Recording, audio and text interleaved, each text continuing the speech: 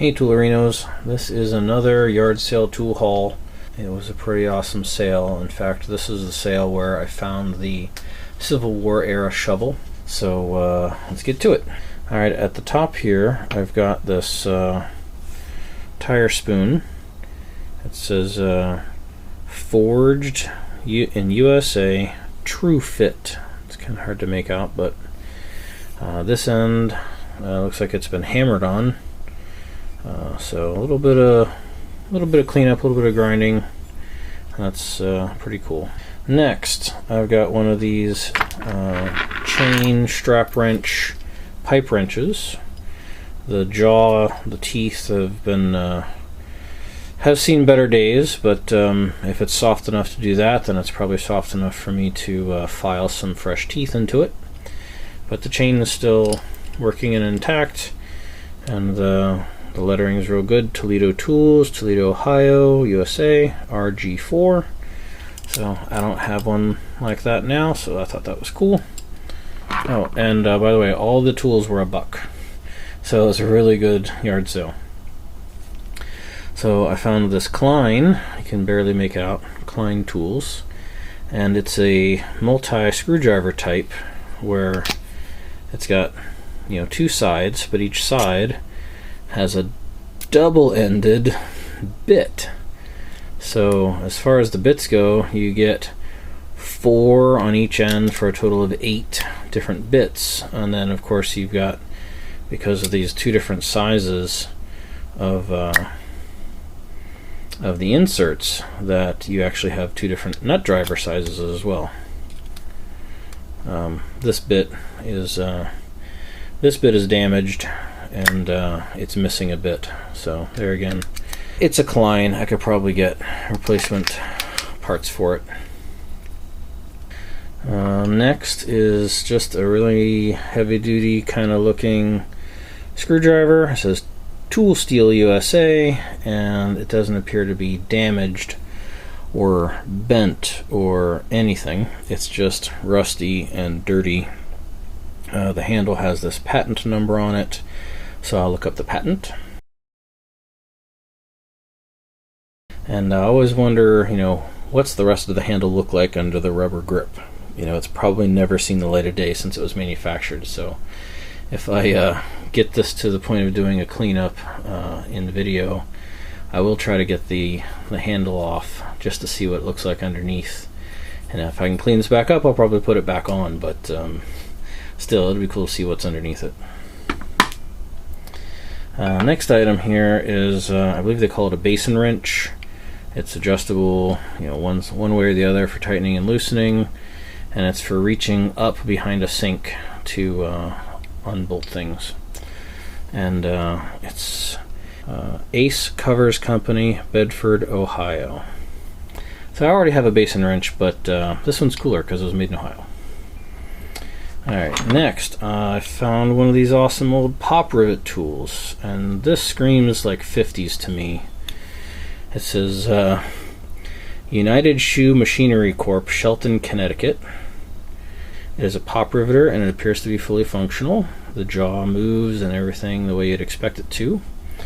There's just a snap ring here that you can remove this pin, and then I believe the steel part will come out. This part will remove, and then you could do a real nice cleanup restoration on that, polishing the aluminum and maybe putting some paint in here. I think that would make a really cool project. Future project. I think I saw something like this on Tool Addict not too long ago. So, I don't know, I was just happy to get another old cool tool. Alright, next we have these Stanley snips.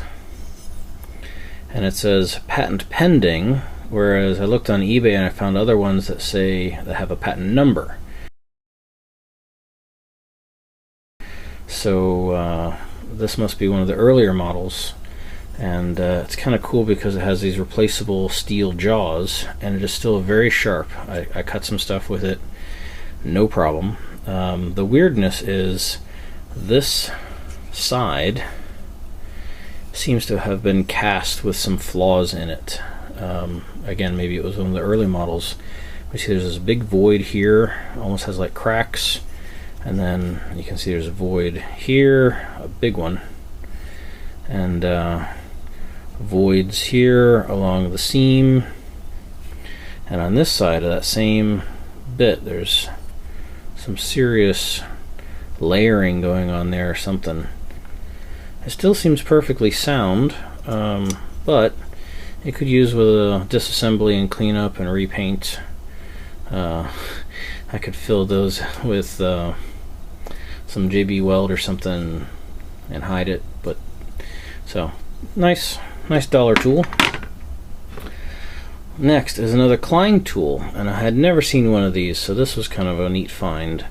It has an interchangeable 3-sized per side tap, so that you could maybe recut or fix threads in electrical boxes or things that are stripped.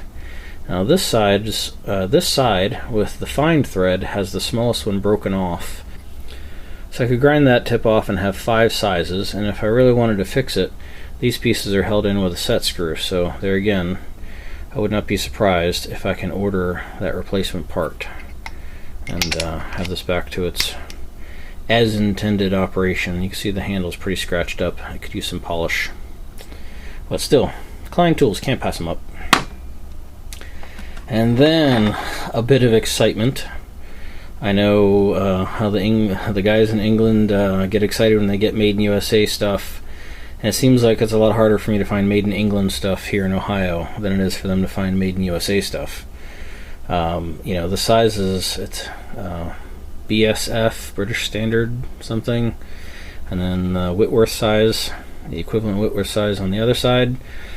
Says Spearpoint as the brand, I suppose. So it's a useless tool for me, but it is it's just really cool to have something made in England, and I only have a few things, so this will get cleaned up and put on the wall for sure. Alright, another big item. Dun dun! Swingline. I didn't even know Swingline made staple guns.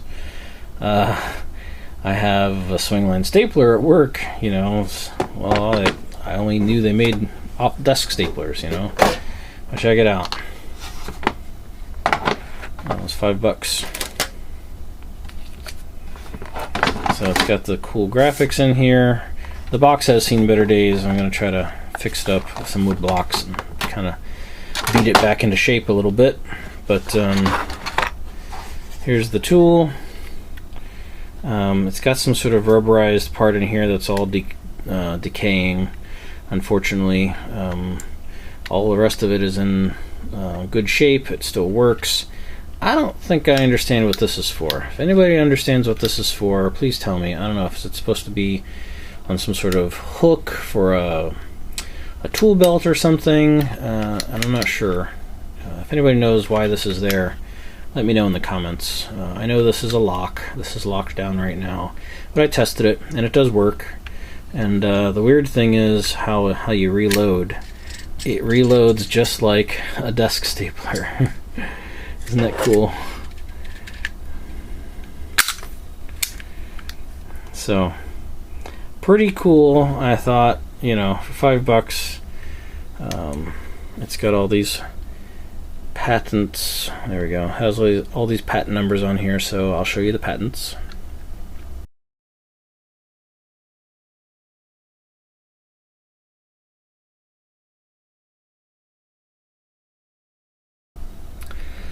And something about Long Island City, New York. Aero Staple Company used to be there too, I think. So, pretty cool.